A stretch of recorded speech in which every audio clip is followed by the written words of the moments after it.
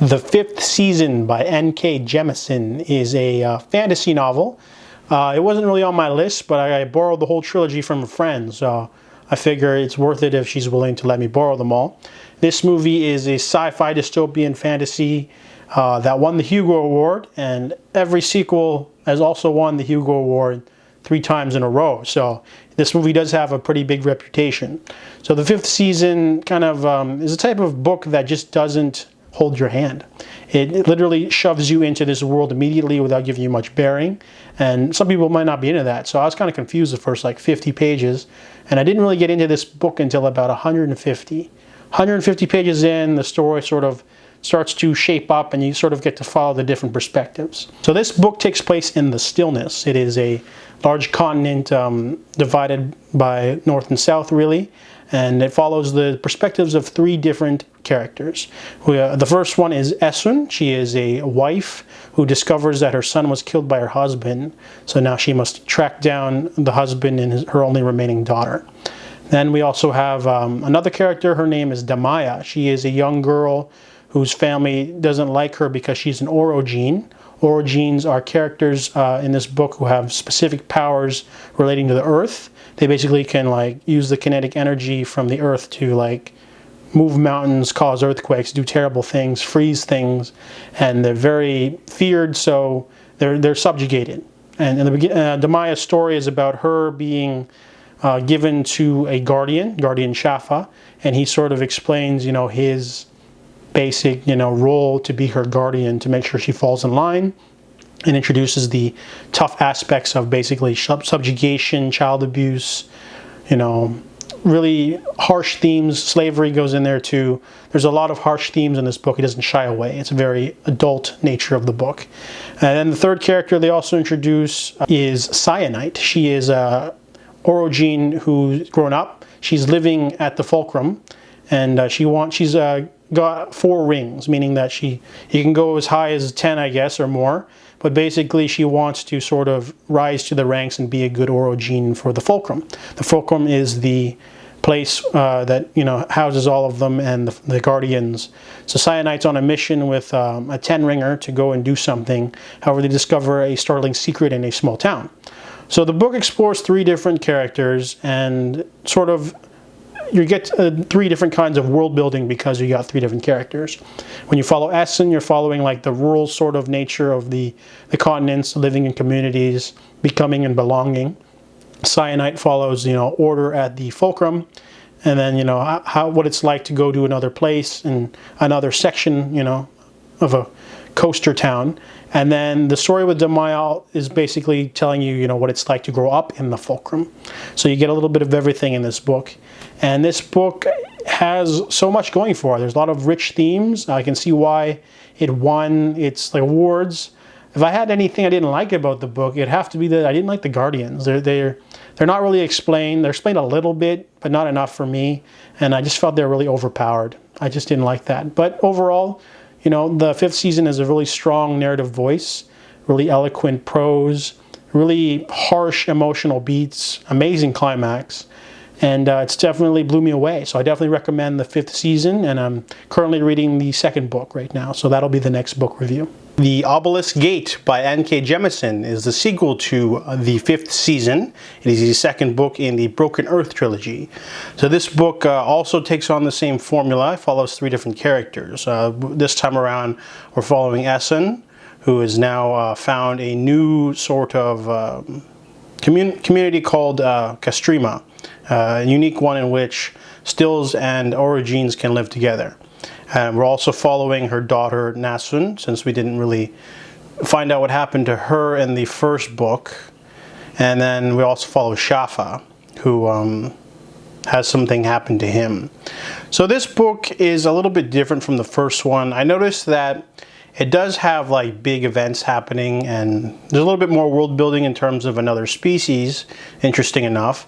However, it's lacking the emotional punch of the first book. So even though there is a little bit of hardcore violence and there's a big battle in this book, overall, I didn't really care for the new community characters. They were kind of boring. You know, I was more interested in the Nasun stuff. You know, she's with her father traveling, and then they're being stalked by Shafa, basically. The Nasun stuff was definitely more intriguing for me because it had the most emotion, and that her character arc was definitely the highlight of the book. Essen, on the other hand, is kind of like, she's just sort of like moping around in this new community with some people, new and ones that she's met before. And, you know, there's a whole, you know, thing going on with her, but overall, I felt that part left me cold. The Nasun stuff was definitely the highlight of the book for me. And then, of course, it also suffers from that sort of not sequelitis, it's the middle movie hump, you know, like Desolation of Smog or Pirates of the Caribbean, Dead Man's Chest, in which a lot of stuff happens in that entry, but it leaves it off for more stuff to happen in the next one. It kind of leaves you a little bit unsatisfied, a little bit. For me, a little bit, yes, because the events of this book don't have that emotional connection in terms of Essen's storyline.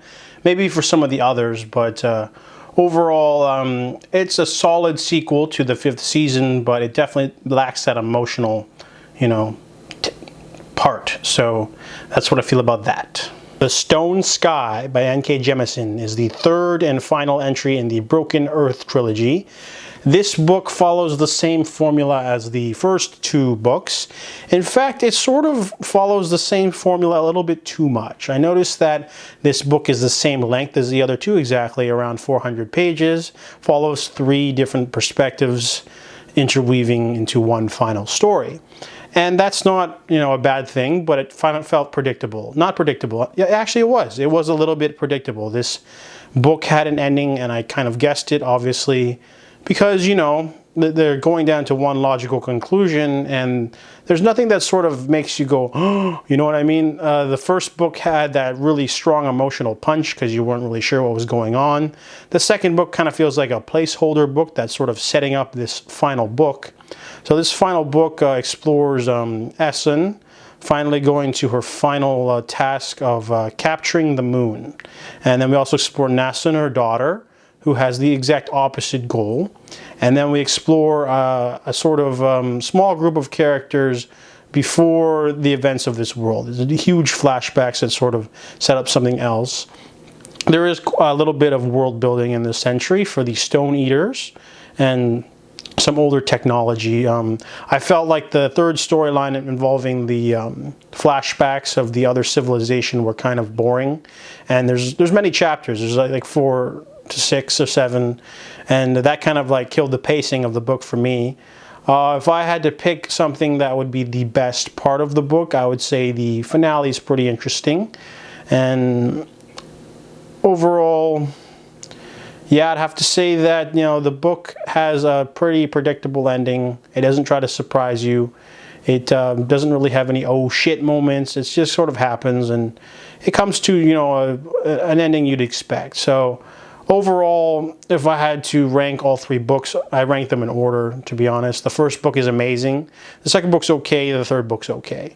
I don't know if, like, she meant to... I think, obviously, when she sat down to write these, it was meant to be a trilogy, because if you read the first book, it's satisfying, but it's not complete, because, you know, the way it ends. So you're just kind of like, okay, so she meant to make 3 books, but they kind of feel stretched out a little, and, you know, the first book definitely is the best. And it falls into one of those writing tropes where an author makes like an amazing, bombastic, amazing, super book. The first entry is amazing, and then the rest of the trilogy is like, you know, kind of like Mistborn or Divergent or Hunger Games, I guess, a little. Things like that, you know, where the first book's just like balls to the wall, kick ass, and then parts 2 and 3 are like, that's kind of like what I felt when I finished off this trilogy. But overall, the Broken Earth trilogy is definitely worth checking out. It's a first book is a powerful, strong fantasy book that just doesn't mess around. It just really doesn't. And you know, if you want to finish a story, you can. But the second and third are a bit of a downgrade. I felt they just didn't have as much going on. The stakes were lower. But overall, those are my thoughts on the Broken Earth trilogy and the final entry, The Stone Sky.